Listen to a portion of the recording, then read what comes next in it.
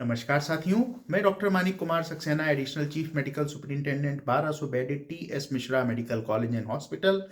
आज आपसे बात करूंगा डायबिटीज़ यानी मधुमेह में एक्सरसाइज कौन सी करनी चाहिए, कितनी करनी चाहिए, कब करनी चाहिए, कैसे करनी चाहिए, कब नहीं करनी चाहिए, किन किन चीज़ों का उसमें ख्याल रखना चाहिए।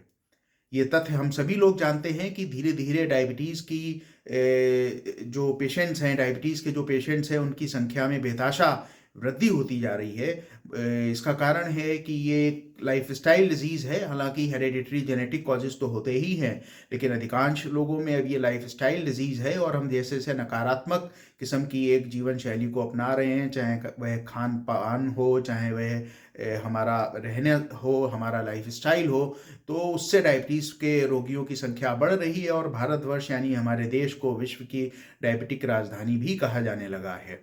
तो डायबिटीज़ के जो केसेस होते हैं उनमें एक्सरसाइज को समझने से पहले मैं आपको ये बताना चाहूँगा कि डायबिटीज़ बेसिकली होती क्या है। ये समझें कि हमारे पूरे शरीर को ऊर्जा की आवश्यकता होती है। हमारे शरीर में अरबों खरबों कोशिकाएं होती हैं, सभी को ऊर्जा के लिए ग्लूकोज की आवश्यकता होती है। ये ग्लूकोज खून के साथ कोशिका यानी सेल तक पहुंच तो जाता है, लेकिन सेल के अंदर एंट्री नहीं कर पाता जब तक वहां पर इंसुलिन का एक मॉलिक्यूल यानी अणु आकर उस ग्लूकोज को सेल के अंदर नहीं भेजता। तो अगर ये इंसुलिन अपना काम ढंग से ना कर पाए या इंसुलिन की कमी हो जाए, तो ऐसे केसेस में ग्लूकोज सेल के अंदर नहीं जा पाएगा, जिसके दो नुकसान होंगे। एक तो सेल को अपनी ऊर्जा संबंधी आवश्यकताओं के लिए ग्लूकोज नहीं मिलेगा, दूसरा यही ग्लूकोज ब्लड में बढ़ जाएगा और ब्लड में इसका बढ़ा हुआ लेवल हमारे तमाम अंगों को विपरीत रूप से प्रभावित करेगा। शरीर का ऐसा कोई अंग नहीं है जो इस बड़े ग्लूकोज लेवल से प्रभावित ना होता हो, विपरीत रूप से प्रभावित ना होता हो। दो किस्म की डायबिटीज होती है। टाइप 1 डायबिटीज मेलिटस, इसमें पेंक्रियाज यानी अग्नाशय में इंसुलिन बनाने वाली कोशिकाओं की ही संख्या कम हो जाती है अथवा खत्म हो जाती है, तो ब्लड में इंसुलिन रहता ही नहीं। दूसरे किस्म की जो डायबिटीज मेलिटस जो ज़्यादा कॉमन है, 100 वयस्कों में से 90 में यही होती है, टाइप 2 डायबिटीज मेलिटस। इसमें पेंक्रियाज यानी अग्नाशय में तो कोई समस्या नहीं होती, लेकिन हमारी सेल में जो इंसुलिन के कहने पर ग्लूकोज अंदर चला जाता था, वह ग्लूकोज इंसुलिन की बात मानना बंद कर देता है और इसको हम लोग इंसुलिन रेजिस्टेंस कहते हैं। तो ऐसी दशा में पेंक्रियाज और ज़्यादा इंसुलिन निकालता है कि भाई कम से बात नहीं चल रही है, हम ज़्यादा इंसुलिन निकालते हैं। तो थोड़े समय तक पर्सन को ब्लड में ग्लूकोज का लेवल नहीं बढ़ता, लेकिन वो एक ऐसी स्टेट में रहता है जिसमें डायबिटीज़ उसको होने ही वाली होती है। ऐसे रोगियों को प्री डायबिटिक कहते हैं। लेकिन एक दिन ऐसा आता है कि इंसुलिन की जितनी भी मात्रा पेंक्रियाज निकाले, लेकिन सेल ग्लूकोज को अपने अंदर नहीं आने देती, तो ऐसे लोग प्री डायबिटिक से डायबिटिक हो जाते हैं। यानी जिनको डायबिटीज़ बस बिल्कुल कगार पे थे, अब वो डायबिटीज़ की श्रेणी में आ गए। तो दो किस्म की डायबिटीज़ हो गई, टाइप 1 और टाइप 2। जो मेरा आज का आप लोगों के साथ संवाद है वह मुख्यतः सीमित रहेगा टाइप 2 डायबिटीज़ मेलिटस में हम क्या एक्सरसाइज करें, यानी ऐसी डायबिटीज़ मेलिटस जिसमें कि इंसुलिन रेजिस्टेंस होता है, रक्त में इंसुलिन या तो नॉर्मल होता है या नॉर्मल से ज़्यादा होता है, उसमें क्या एक्सरसाइज करें। तो दोस्तों, एक्सरसाइज को लेके तमाम सारे मिथ हैं। आमतौर पे 4 किस्म की एक्सरसाइजेज हैं जिसको हम लोग सेफ नाम के निमोनिक से याद कर सकते हैं। S for strengthening, A for aerobic, F for flexibility और ई फॉर एंड्योरेंस। डायबिटीज़ के केस में, टाइप 2 डायबिटीज़ मेलिटस के केस में बात करें तो दो किस्म की एक्सरसाइजेस का ज़्यादा महत्व है। एक तो एस फॉर स्ट्रेंथनिंग और ए फॉर एरोबिक। स्ट्रेंथनिंग में क्या होता है, हम अपनी मसल बिल्डिंग एक्सरसाइज करते हैं, किसी रेजिस्टेंस के अगेंस्ट अपनी मसल्स को मूव कराते हैं। किसी भी रेजिस्टेंस के अगेंस्ट शरीर की अलग अलग मसल्स को मूव कराना, जैसे ये बाइसेप्स बिल्डिंग हो गया, या यूं करेंगे आप तो आपके चेस्ट की मसल्स बिल्ड होंगी, ऐसे ही लेग की या कुछ और मसल्स पुशअप्स करेंगे, तो इनको स्ट्रेंथनिंग एक्सरसाइजेस कहते हैं। निश्चित रूप से डायबिटीज़ के केसेस में इनका भी बहुत लाभ होता है। दूसरी एरोबिक एक्सरसाइजेज होती हैं। एरोबिक एक्सरसाइजेज ऐसी एक्सरसाइजेज होती हैं जिसमें शरीर की सभी बड़ी मसल्स एक साथ काम करती हैं, तो बॉडी में ऑक्सीजन डिमांड बहुत बढ़ जाती है, इसीलिए इनको एरोबिक एक्सरसाइजेज कहते हैं। इसके सामान्य उदाहरण हैं तेज गति से चलना, या फिर साइकिलिंग करना या फिर तैराकी करना, ये इसके प्रमुख उदाहरण हैं। तो डायबिटीज़ के केसेस में स्ट्रेंथनिंग एक्सरसाइजेज और एरोबिक एक्सरसाइजेज दोनों का काफ़ी महत्व होता है। अधिक महत्व साथियों होता है एरोबिक एक्सरसाइजेज का। और एरोबिक एक्सरसाइजेज में सबसे कॉमन जो एक्सरसाइज हम लोग करते हैं, अपने पेशेंट्स को बताते हैं, उसमें आता है कि वॉकिंग करना, टहलना। तो दोस्तों बस इसी शब्द से ही गलतफहमी उत्पन्न हो जाती है। आमतौर पर हम चिकित्सक समाज में भी एक टहलने लेकर शब्द को लेकर बना हुआ है कि आपको भाई डायबिटीज़ है, देखिए आपको सुबह शाम टहलना चाहिए। तो टहलना शब्द ही अपने आप में इसका मतलब है कि खरामा खरामा धीमी गति से चलना, जबकि इस प्रकार से चलने का डायबिटीज़ में हमको कोई भी फायदा नहीं होता। तो जो शब्द है वो है ब्रिस्क वॉक करना, मतलब तेज गति से चलना। यानी एक्सरसाइज ऐसी करें, इतनी तेज गति से चलें कि लगभग जिसको आप जॉगिंग की स्टेट कह लें, इसको ब्रिस्क वॉक कहते हैं। इससे पहले कि मैं आपको बताऊं कि डायबिटीज के केस में इस एक्सरसाइज को कैसे करना चाहिए, मैं आपको बताना चाहूँगा इसके क्या क्या फ़ायदे होते हैं। क्योंकि अगर हमको फ़ायदे पता चल जाए तो किसी भी चीज़ को करने के लिए हमारी जो ललक है, हमारी जो प्रेरणा है, वो ज़्यादा हो जाती है। तो अगर हम फ़ायदे की बात करें तो सबसे पहला फ़ायदा तो साथियों ये होता है, अगर इस एक्सरसाइज को हम नियमित, जैसा कि मैं बताऊँगा, वैसे करते हैं, तो अगर आप प्री डायबिटिक हैं, यानी आप डायबिटीज़ के पहले वाली श्रेणी में हैं, बिल्कुल कगार पे हैं, आपको डायबिटीज़ होने ही वाली है, तो आप डायबिटिक नहीं होते। एक आंकड़ा कहता है कि अगर ये एक्सरसाइज सही तरीके से करी जाए तो 58% लोगों में प्री डायबिटिक्स को डायबिटीज नहीं होती। दूसरा, अगर आप पहले से टाइप 2 डायबिटीज मेलिटस से ग्रसित हैं तो इंसुलिन रेजिस्टेंस आपका कम होता है। इसका मतलब ये हो गया कि दवाओं पर आपकी डिपेंडेंसी कम हो जाती है। तीसरा, आपका वजन कम होता है, आपके शरीर में फैट कम होती है, ये और ज़्यादा डायबिटीज़ को नियंत्रित करने में मदद करती है। चौथा जो होता है, पूरे शरीर में ऑक्सीजन और रक्त का संचार बढ़ जाता है। निश्चित रूप से इससे हमारा जो एजिंग का प्रोसेस होता है, बूढ़े होने का प्रोसेस होता है, वो स्लो होता है। पांचवी चीज, हमारा अगर ब्लड प्रेशर भी साथ में ज्यादा है तो वो कम हो जाता है। इसको इस तरीके से कतई मत लीजिएगा कि हमारा ब्लड प्रेशर अगर सामान्य रहता है तो अगर हम ऐसे वॉक करेंगे तो लो हो जाएगा, ऐसा बिल्कुल भी नहीं होगा। अगर हमको डिसलिपिडीमिया है, यानी हमारा कोलेस्ट्रॉल का लेवल ज़्यादा है, खराब वाले कोलेस्ट्रॉल का, अच्छे वाले कोलेस्ट्रॉल का लेवल कम है, तो उसमें भी हमको फ़ायदा मिलता है। इसके अलावा जब हम वॉक करते हैं, एक्सरसाइज करते हैं, तो हमारे शरीर की अनावश्यक चर्बी छटती है, शरीर एक शेप लेने लगता है, चेहरे और शरीर पे कांति चमक आने लगती है, हमारा सेल्फ कॉन्फिडेंस बूस्ट होने लगता है।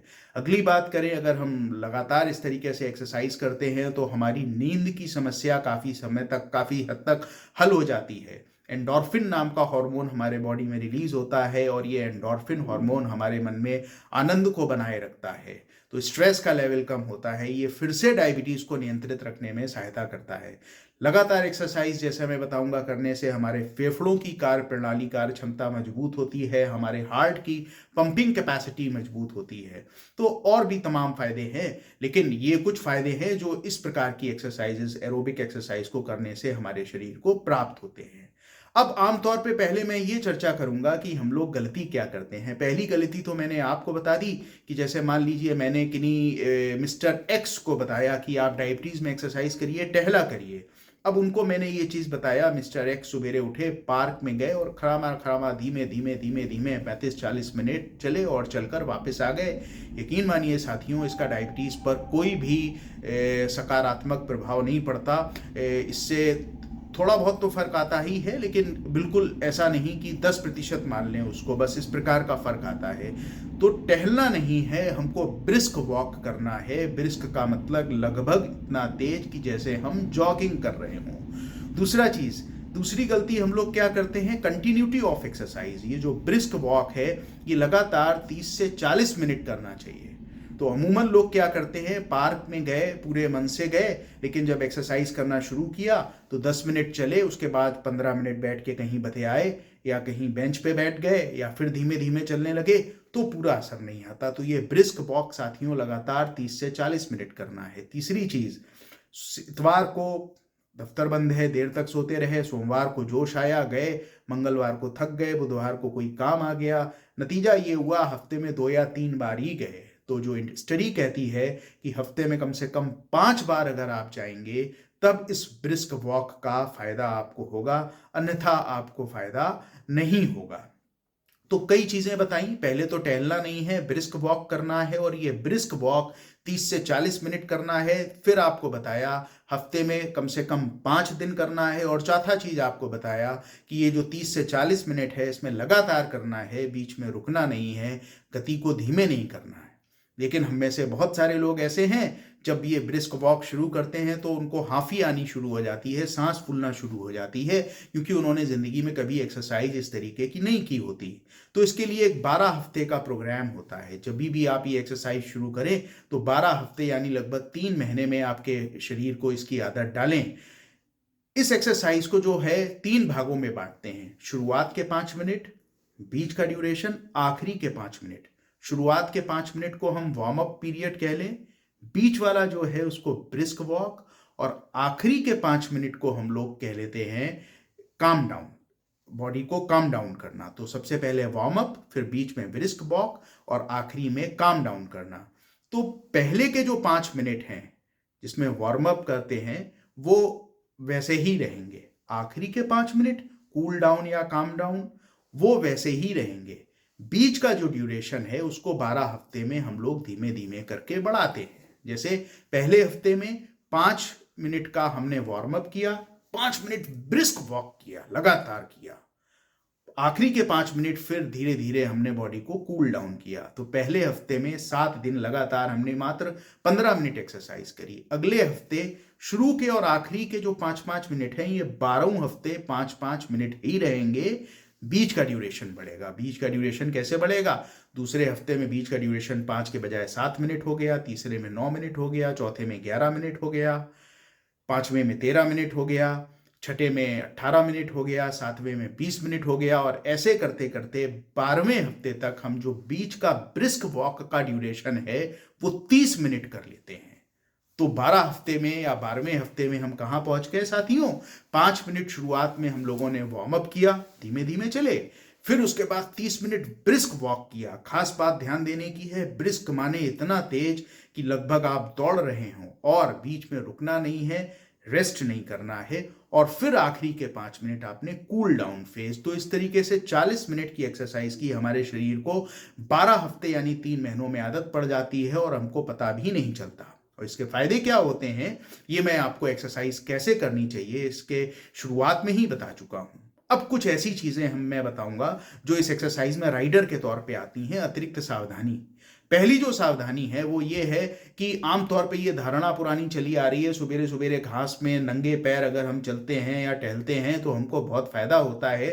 तो याद रखिए, डायबिटीज के केसेस में ये पैर की आत्महत्या करने के समान है। या डायबिटीज अगर लंबे समय से है तो हमारे डायबिटीज में ब्लड में जो सर्कुलेशन है पैरों में वो कम हो जाता है, और पैरों में सेंसेशन, चीज़ों को अनुभूत करने की जो क्षमता है वो कम हो जाती है। और अगर हम नंगे पैर चल रहे हैं तो हमारे पैरों में चोट लग सकती है। छोटी सी भी चोट ऐसे घाव का रूप धारण कर सकती है कि हमारे पैर को काटने की नौबत आ सकती है। तो अच्छी क्वालिटी का शू पहनना जरूरी है।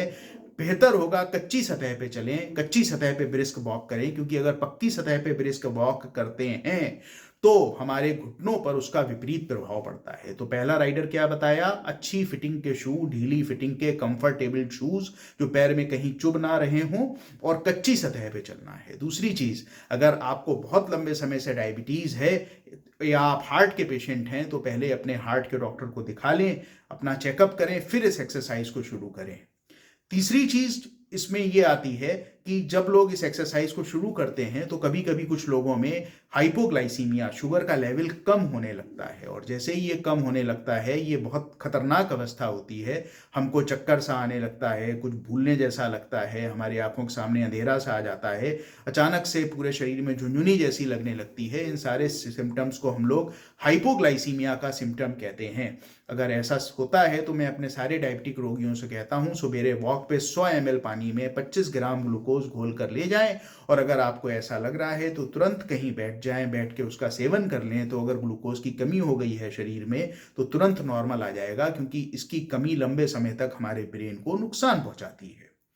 चौथी चीज़, अगर आपको बहुत लंबे समय से डायबिटीज़ है और आप एक्सरसाइज शुरू करने जा रहे हैं, तो मेरा आपसे ये अनुरोध है कि एक बार अपने नेत्र रोग विशेषज्ञ से अपने आँख के पर्दे की यानी रेटिना की जाँच करा लें। लंबे समय तक डायबिटीज़ होने की वजह से आँख के पर्दे पर कभी-कभी एक बीमारी हो जाती है जिसको डायबिटिक रेटिनोपैथी कहते हैं। इसके 2 प्रकार होते हैं। एक प्रकार में पर्दे पे छोटी-छोटी खून की नई-नई नलिकाएँ बन जाती हैं जो बहुत ही कोमल होती हैं। तो अगर हम ब्रिस्क वॉक करते हैं तो उनके फटने से आँख के अंदर हेमरेज का खतरा रहता है। तो एक बार आँख के डॉक्टर को दिखा लें आप लोग, और अगर आपको प्रोलिफेरेटिव डायबिटिक रेटिनोपैथी है यानी इस किस्म की डायबिटीज़ का आँख के पर्दे पे प्रभाव पड़ा है कि वहाँ खून की नई नलिकाएँ बन गई हैं, तो आपको ये एक्सरसाइज नहीं करनी। ये कुछ इंपॉर्टेंट राइडर्स हो गए जो हमको ध्यान में रखने हैं अगर हम डायबिटीज़ की एक्सरसाइज को शुरू करने जा रहे हैं। और साथियों, सबसे इंपॉर्टेंट चीज़ है डायबिटीज़ की एक्सरसाइज में या किसी भी चीज़ में कि टुमारो नेवर कम्स। एक फर्म डिटर्मिनेशन आपको अपने साथ रखना होगा कि हाँ, हमको एक्सरसाइज करनी है और रूटीन से करनी है, तभी आप कर पाएंगे।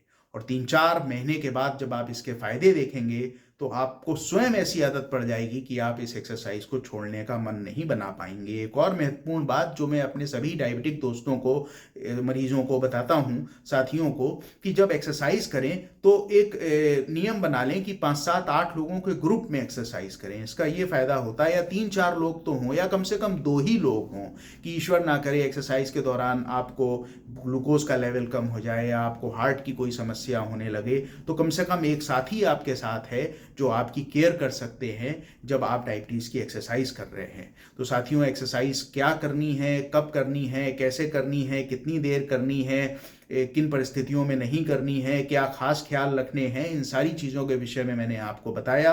तो टाइप 2 डायबिटीज़ मेलिटस साथियों, याद रखिए, दवाओं से अधिक महत्वपूर्ण है 3 चीज़ें: लाइफस्टाइल मॉडिफिकेशन, डाइटरी मॉडिफिकेशन और एक्सरसाइज करना। लाइफस्टाइल मॉडिफिकेशन और डाइटरी मॉडिफिकेशन पे मैं फिर कभी बात करूंगा। आज मैंने आपको टाइप 2 डायबिटीज़ मेलिटस में एक्सरसाइज के विषय में बताया, तो कृपया आप सभी लोग इस एक्सरसाइज को करें। याद रखें, ये दवाओं जितनी ही महत्वपूर्ण है। अगर हम लाइफस्टाइल मॉडिफिकेशन, डाइटरी चेंजेस और एक्सरसाइज को प्रॉपर तरीके से करें तो बहुत सारे लोगों में डायबिटीज़ की दवा को लंबे समय तक हम टाल सकते हैं, कम कर सकते हैं, कभी कभी बंद भी कर सकते हैं। तो सजग रहें, स्वस्थ रहें। बहुत बहुत धन्यवाद।